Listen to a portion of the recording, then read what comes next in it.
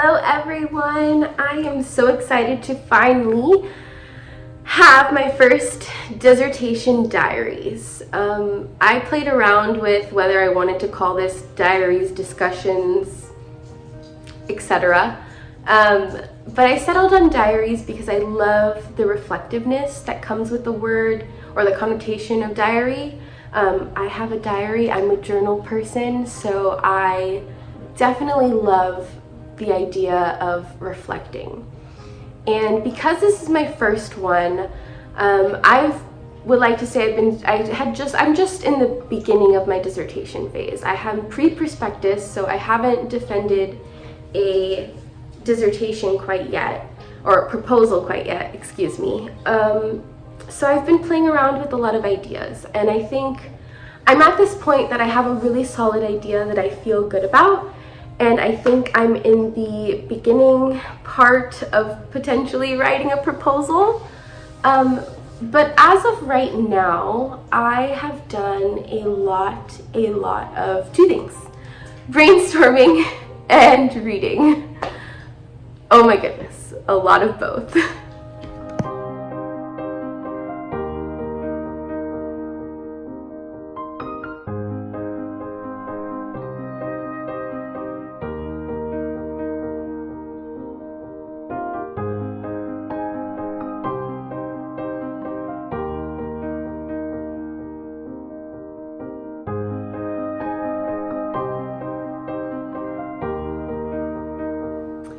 So to talk about the first part of this dissertation process, from the very beginning, I'm an IR student, so I knew I wanted to work on these two areas of regions that I work in, the Middle East and Latin America, and this idea that they're in constant communication, and it's not that a superpower, quote unquote, needs to come in to dictate their relations, and that South-South relations matter because they do have effect on the structure, on the wherever you fall in IR theory. Pretty much that South-South relations matter. Within that framing, I guess you can say I have multiple things that I'm concerned about, multiple things that pique my interest. I was a religious studies scholar, so the idea of religion as a policy maker or builder or, dialogue starter. Economics to some extent, because when you're talking about Latin America and you're talking about the Middle East, you have to talk about OPEC, you have to talk about energy. And then this idea of just history. And what does this history exist? Does it, make sense? Are there a history of relations? Like, what is this? So that is the starting point that I started with, and I felt very lost because, one, the literature is not that thick. There isn't great literatures on these relations between the Middle East and Latin America.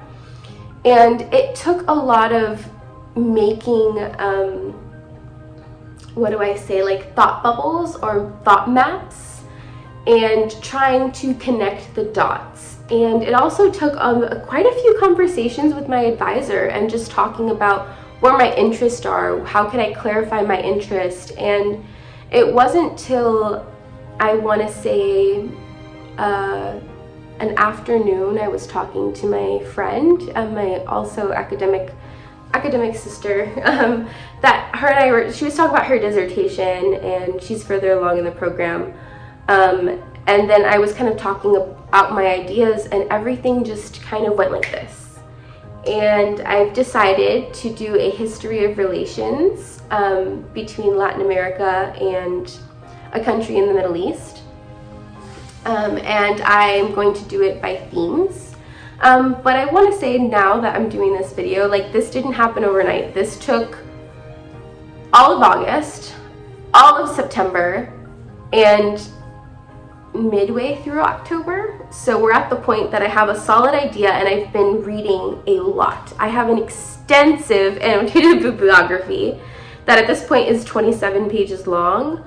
And I'm just kind of situating myself in the literature of, trans-regionalism and regionalism. I'm situating myself in the history of Latin American geopolitics.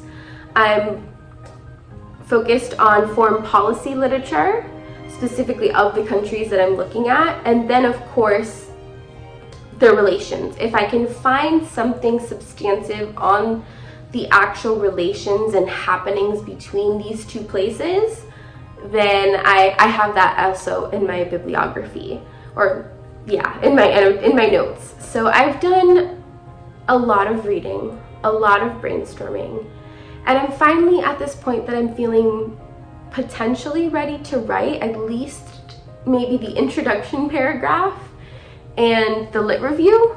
But even the introduction paragraph feels a little scary, a little daunting, because I know it's going to change. So maybe the lit review and maybe the research design. Because I'm talking history, I'm thinking very descriptive, archival work. And that's also been part of this journey, is locating where I could find these records. What do I have access to? How can I get funding to do all this?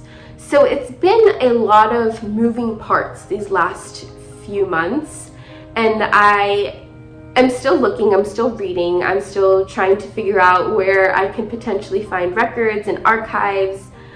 So that is where I'm at right now.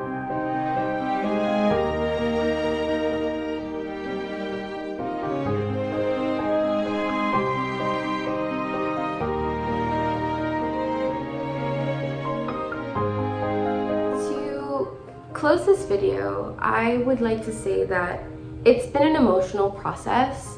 It's been frustrating in the sense that I feel like I'm not making progress because I have nothing written, which doing the annotated bibliography has helped with that.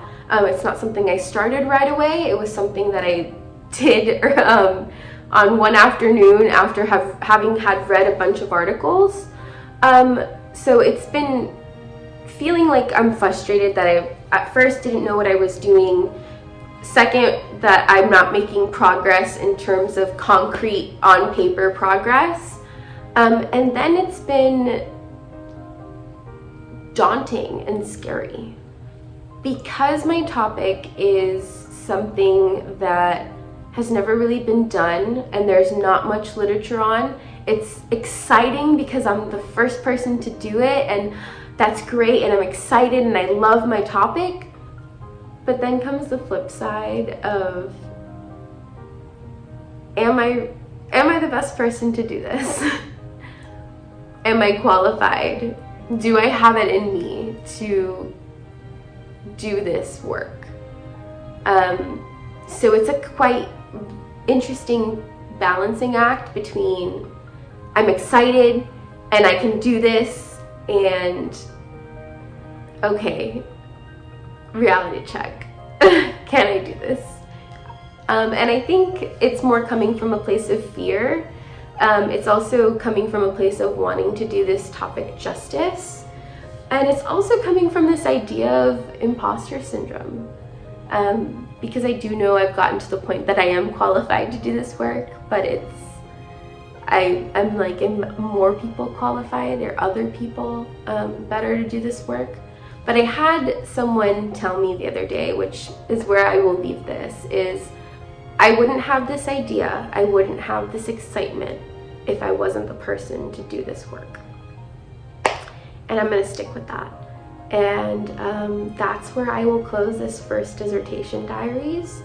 I am excited to embark on this journey, and I'm excited to bring you along with me. So I will see you in the next episode. Bye, everyone.